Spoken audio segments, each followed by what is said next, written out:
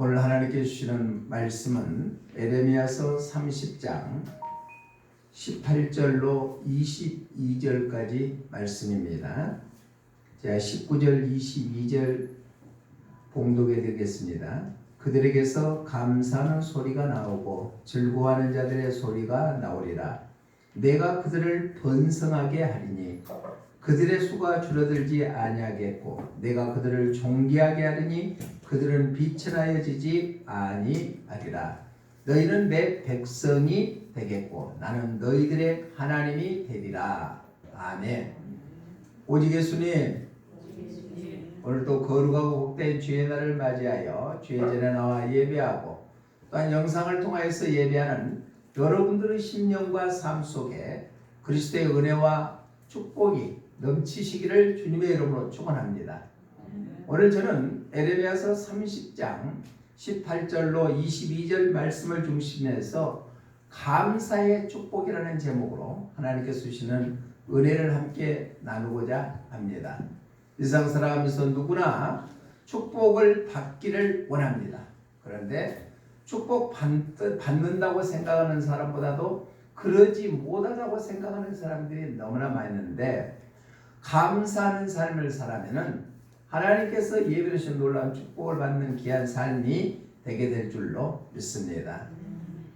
구약의 성경에 보면은 예언서는 전체가 포로로 잡혀가는 이스라엘 백성들이 어려움에 처했고 고난과 아픔 속에 살아가고 있지만은 하나님께서는 그들을 결코 버리지도 아니하시고 떠나지도 아니하시고 다시 귀환하게 해줄 수 있는 안타까운 마음을 갖고 있는 하나님의 심정을 토로하는 내용이 예언서입니다. 특별히 에레미야서는 더 그렇습니다. 우리가 읽었던 에레미야서 30장에도 이스라엘이 포로로 잡혀가서 환난 가운데 있지만은 하나님께서는 그들을 다시 회복시켜 줄 것을 약속하시면서 잊지 않고 있다. 또 오늘 본문의 18절 이후의 말씀 보면은 이스라엘 백성들이 회복되었을 때 감사함으로 말미암아 얻어지는 축복에 대해서 말씀을 하고 있습니다.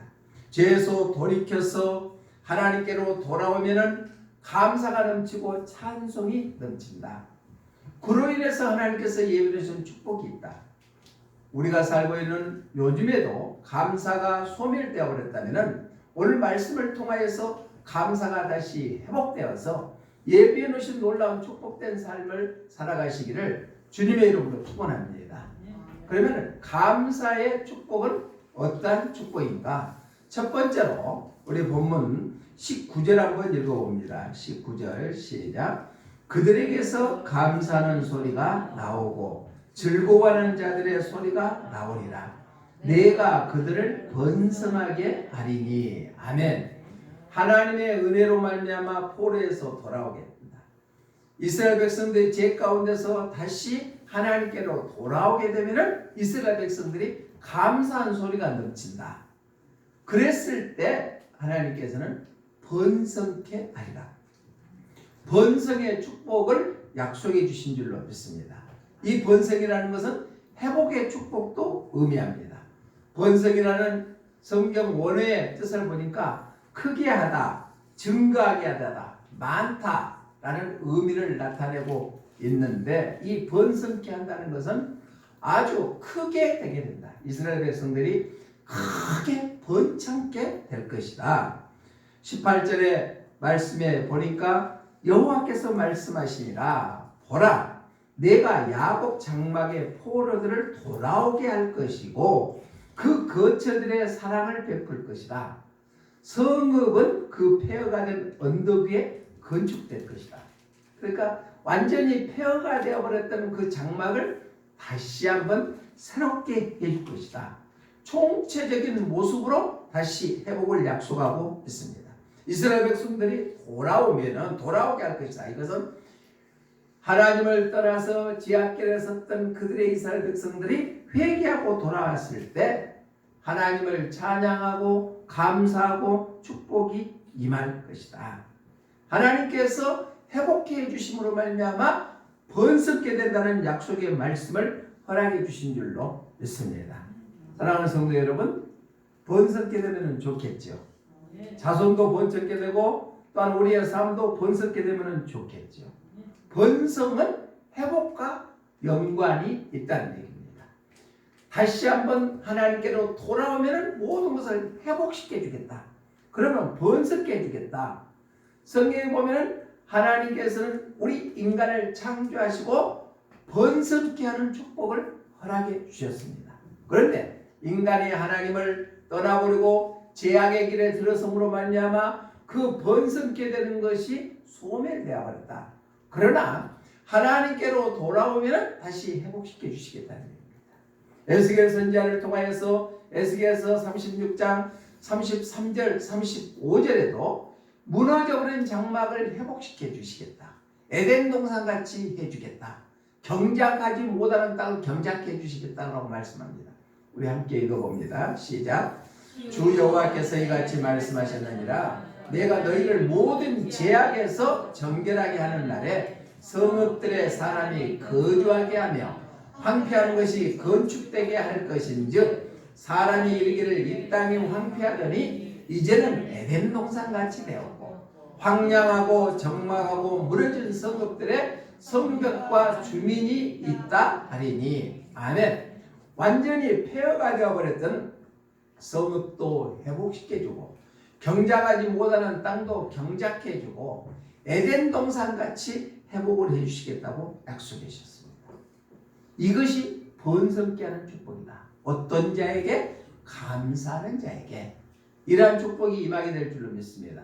아모스 선지자를 통하여서 아모스 9장 11절에서도 이렇게 말씀합니다. 시작. 그날에 내가 다윗의 무너진 장막을 일으키고 그것들의 틈을 막으며 그 허물어진 것을 일으켜서 옛적과 같이 세우고 완전히 폐허되어 버리고 무너져 버렸던 것들이 다시 옛적과 같이 회복시켜 주겠다.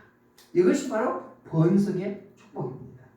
창세기 1장 22절에 보면 하나님께서 인간에게 이렇게 축복을 약속해 주셨습니다. 시작. 하나님이 그들에게 복을 주시며 이르시되 생육하고 번성하여 여러 바닷물에 충만하라 새들도 땅에 번성하라 하시니라. 아멘. 하나님께서 인간을 창조하시고 복 주시고 생육하고 번성케 하는 것이 하나님의 본래의 뜻이다. 그런데 우리 인간이 하나님을 저버리고 멀리 떠나버리니까 그것들이 상실되어 버리는 것들이 다시 하나님께로 돌아오면은 감사하는 자에게 그런 번성의 축복을 회복시켜 주시겠다는 약속의 말씀인 줄로 믿습니다. 지금 우리가 무너져 버리는 거 있습니까? 잃어버리는 거 있습니까? 다시 한번 감사함으로 말미암아 회복의 번성의 축복이 여러분들의 삶 가운데 넘치시기를 주님의 이름으로 축복합니다. 찬송가 301장 후렴에도 보니까 자나깨나 주의 손이 항상 살펴주시고 모든 일을 주 안에서 형통하게 하시네. 아멘. 주님께서는 자나깨나 우리를 항상 살펴주실 뿐만 아니라 모든 일에 주 안에서 형통하게 하시기는 분이 하나님이신 줄로 믿습니다. 이스라엘 백성들이 죄로 말미암아 이방 나라의 포로로 잡혀가 버렸습니다. 그럼에도 불구하고 하나님께서는 이스라엘 백성들을 포기하지 않으시고 그들을 끝까지 잊지 아니하시고 기억해 주시는 것처럼 오늘날 우리도 잠시 하나님을 떠났다 할지라도 하나님께서는 그 떠나는 심령을 잊어버리지 아니하고 다시 회복되기를 원하고 계신 줄로 믿습니다. 암흑의 시대에 살고 있습니다. 그렇지만 회복의 때가 반드시 있다는 사실을 기억하셔서 잃어버렸던 것들이 회복된 날을 기대하면서 감사하면서 살아가시기를 주님의 이름으로 부탁을 드립니다. 특별히 아직도 주님의 전에 나오지 못하는 우리 가족들이 있다면 그들을 주님의 품으로 인도해서 그들도 우리와 같이 구원받는 백성 될 수 있도록 해야 될 줄로 믿습니다.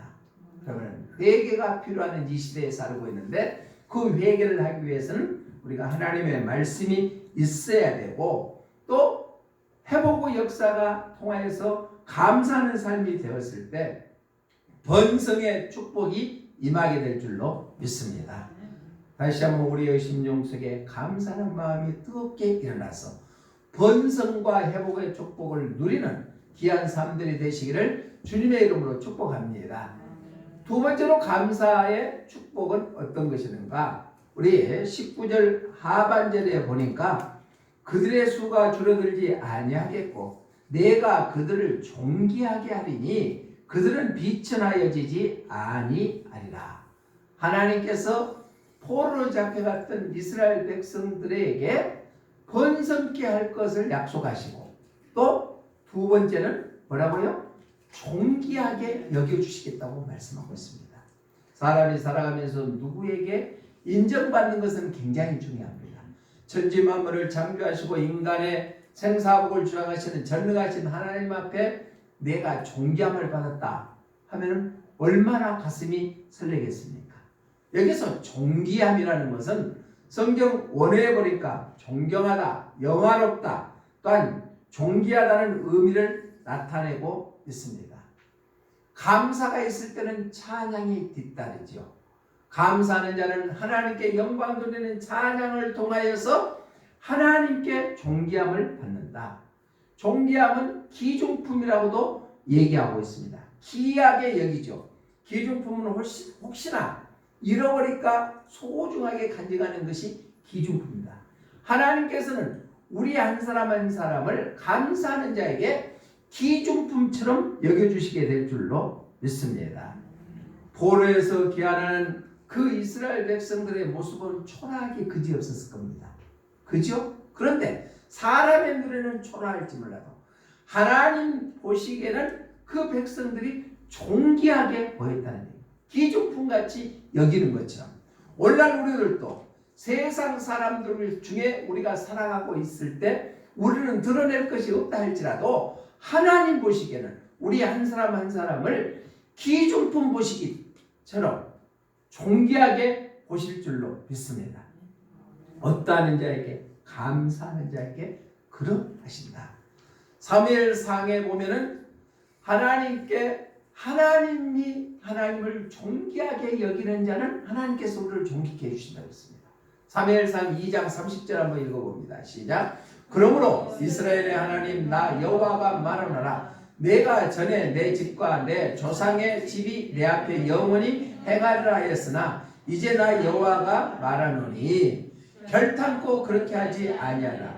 나를 존중히 여기는 자를 내가 존중히 여기고 나를 멸시하는 자를 내가 경멸하리라. 자, 하나님께서는 백성들이 하나님을 존중히 여기는 자를 하나님께서 존중히 여겨주신다. 사랑하는 성도 여러분, 하나님을 존귀하게 여기십니까? 그러면 하나님께서도 여러분들을 존귀하게 여겨주실 것이라는 얘기입니다.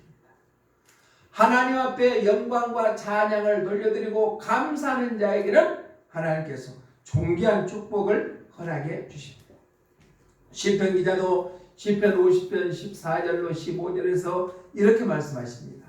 시작. 감사로 하나님께 제사를 드리며 진전하신 이에게 내 서원을 갚으며 환난 날에 나를 부르라. 내가 너를 건지리니 내가 나를 영화롭게 하리로다. 아멘. 감사로 하나님께 제사를 드리면은 하나님께서 우리의 소원을 들어주실 뿐만 아니라 바로 우리가 환난 가운데서 건져주시는 놀라운 축복이 임하게 된다. 사랑하는 성도 여러분, 하나님께 나 같은 죄인을 구원해 주시는 은혜에 감사하고 또 하나님께 찬양하는 삶을 통하여서 하나님으로부터 존귀함을 받을 수 있는 주인공들이 다 되시기를 주님의 이름으로 부탁을 드립니다. 베드로 사도도 베드로전서 1장 7절에서 마지막 때 이렇게 한다고 말씀하고 있습니다. 시작. 너희 믿음의 확실함은 불로 연단하여도 없어질 금보다 더 귀하여 예수 그리스도께서 나타나실 때 칭찬과 영광과 존귀를 얻게 할 것이니라. 아멘. 믿음이 흔들리지 아니하고 확실할 때 어떤 연단이 오더라도 없어질 금보다도 더 귀하게 우리를 여겨주신다. 그래서 예수님 마지막에 나타날 때 칭찬과 영광과 존귀함을 받게 될 것이다. 그러한 축복이 여러분들 삶 속에 임하시기를 주님의 이름으로 부탁을 드립니다. 감사가 그러한 능력이 있다는 것입니다. 사랑하는 성도 여러분, 환경에 탓하지 아니하고 감사하는 삶을 사시기를 주님의 이름으로 부탁을 드립니다. 그래서 하나님께로부터 존귀함을 받을 수 있는 그런 축복이 여러분들 삶 속에 넘치시기를 주님의 이름으로 축원합니다. 찬송가 93장 2절에도 보니까 예수는 나의 힘이요 내 친구 되시니 그 은혜를 간구하면 풍성히 받으리. 햇빛과 비를 주시니 추수할 곡식 많도다. 구한 열매 주시는 이는 주 예수님밖에 없다. 우리는 예수님을 나 같은 죄인을 구원하시는 그 은혜에 감사함으로 하나님께 영광 돌리면 우리의 삶에 열매 맺는 삶을 살아갈 수 있도록 인도해 주시게 될 줄로 믿습니다. 어느 왕이 자기 종을 데리고 여행을 떠났습니다.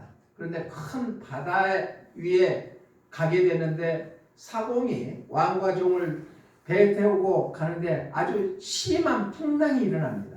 그때 사공이 왕에게 합니다. 폐하가 살 수 있는 길은 딱 한 가지입니다. 어떤 길이냐? 그러면 이 배 안에 있는 무거운 물건들을 다 버려야만 풍랑을 이길 수가 있습니다. 특별히 종도 마찬가지고 여기 보물도 다 바다에 던져야 됩니다. 그러니까 그 말을 들었던 종이 순간에 그냥 바다로 딱 뛰어들어서 죽고 맙니다. 왜? 자기가 없어져야 왕이 산다는 얘기를 듣고 떨어집니다. 그리고 이제 잠잠해져서 목적지에 도착했을 때 왕이 그 사공에게 얘기합니다. 너는 내 생명의 은혜이다. 너 때문에 내가 살았다. 그러면서 금으로 면류관을 만들어서 그 사공에게 씌워줍니다. 그러고 나서는 면류관을 벗기고 나서 칼을 들어서 그 사공을 베기 전에 이렇게 합니다. 너 보기에는 내 종이 하찮하게 보이고 시시하게 보일지 몰라도 나에게는 아주 귀한 존재였다. 그런데 그 귀한 나의 종을 너가 죽였다. 그래서 너도 죽어라. 그래서 칼로 죽였다는 얘기입니다.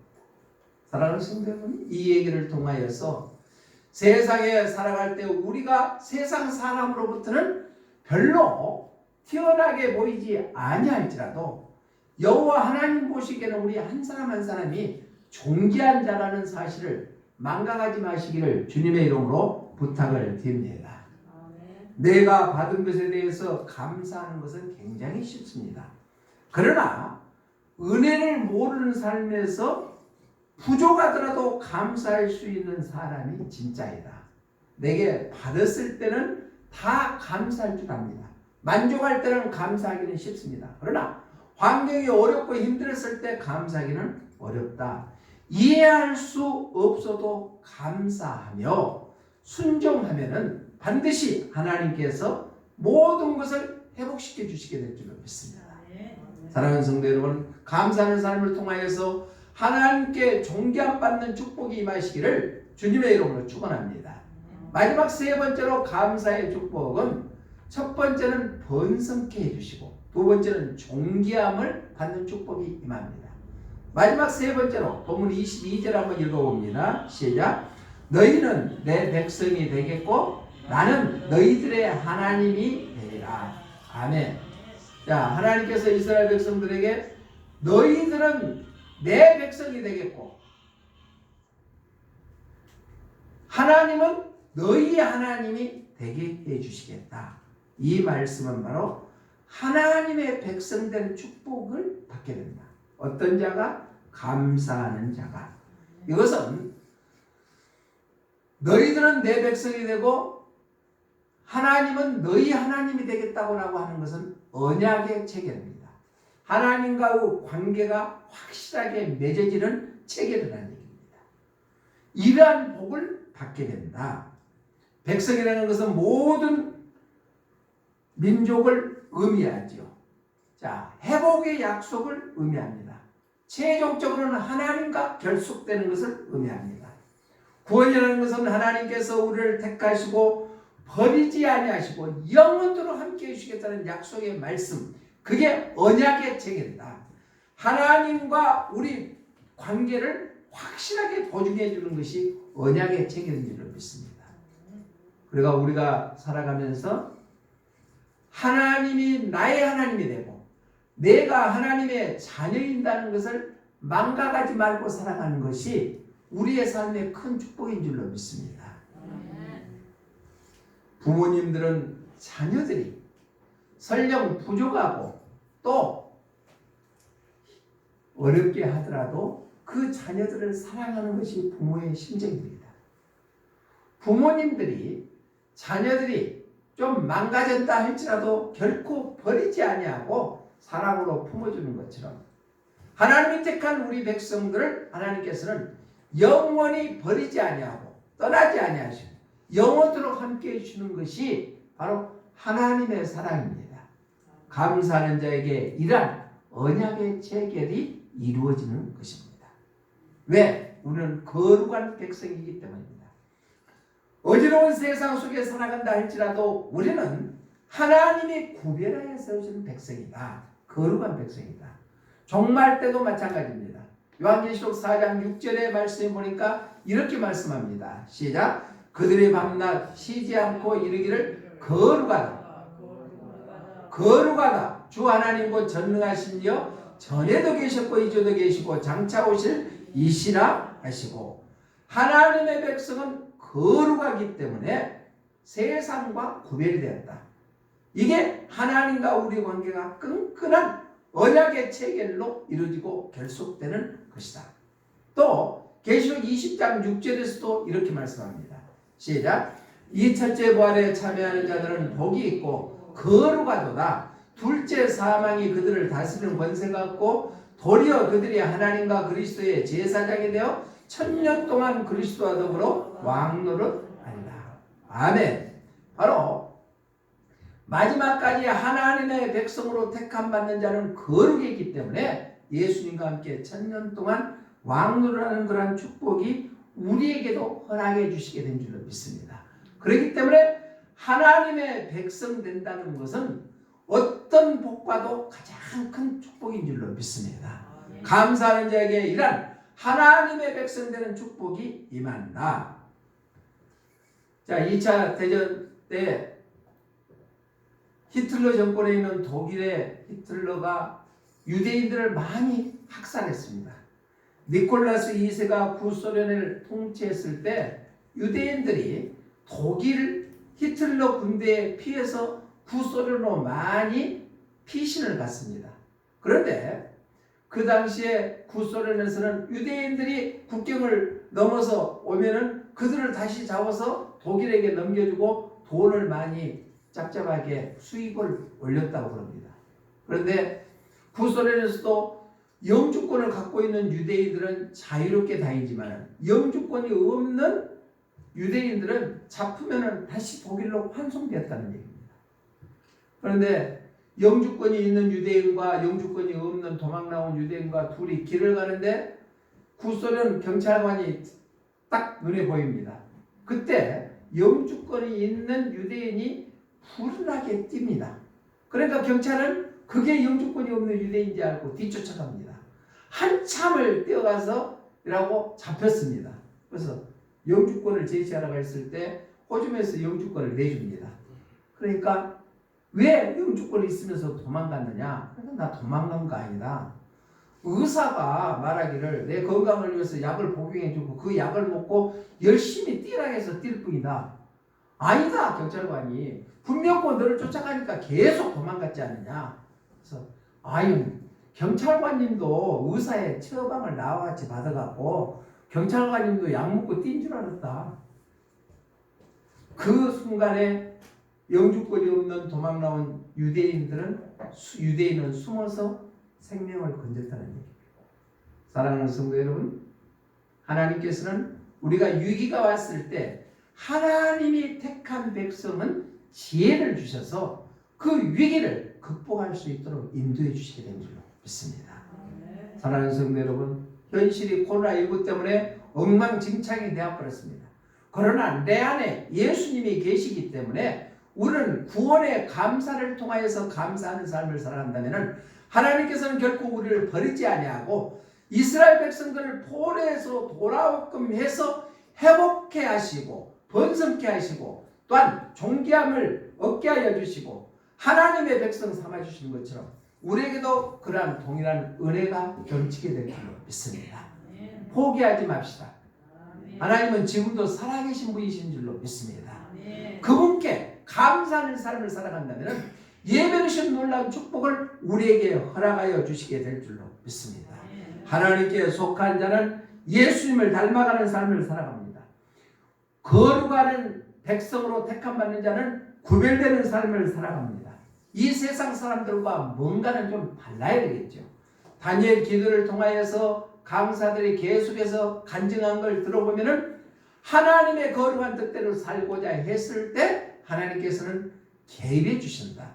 나는 내려놓고 주님만을 드러냈을 때 주님께서 역사하신다고 얘기하고 있습니다. 우리는 하나님의 자녀로서 부끄럼 당하지 않는 삶을 살아가기를 애쓰시고 나 같은 죄인을 구원해 주시고 이제까지 함께 해주시는 하나님의 은혜에 감사하는 삶을 통하여서 오늘 주시는 메시지처럼 번성케 하고 회복케 하는 축복이 여러분들에게 임하시고 또 하나님으로부터 존귀함을 받는 축복이 임하시고 또 하나님과 하나님의 백성으로서 하나님과 언약에 체결된 상태가 계속 유지되는 축복이 임하시기를 주님의 이름으로 축원합니다. 사랑하는 하나님 아버지, 은혜를 감사를 드립니다. 환경을 보면은 감사할 것이 없을 때도 있습니다. 있을 때 감사하기는 쉽지만 없을 때 감사하기는 힘듭니다. 이해할 수 없을 때 순종하고 감사하면 모든 것을 회복시켜 주시겠다는 약속의 말씀을 믿습니다. 오늘 주시는 말씀을 통하여서 감사하는 삶을 통하여서 번성케 되고 회복케 되는 축복이 임하게 하여 주시고 하나님께로부터 존귀함을 받는 복이 임하게 하여 주시고 하나님의 자녀됨이 축복이 넘치게 하여 주시옵소서. 그리하여 험난한 세상을 잘 이겨나가서 끝까지 승리하는 주인공들이 다 되게 하여 주실 줄로 믿습니다. 다시 오실 예수님 이름으로 기도드리옵나이다. 아멘.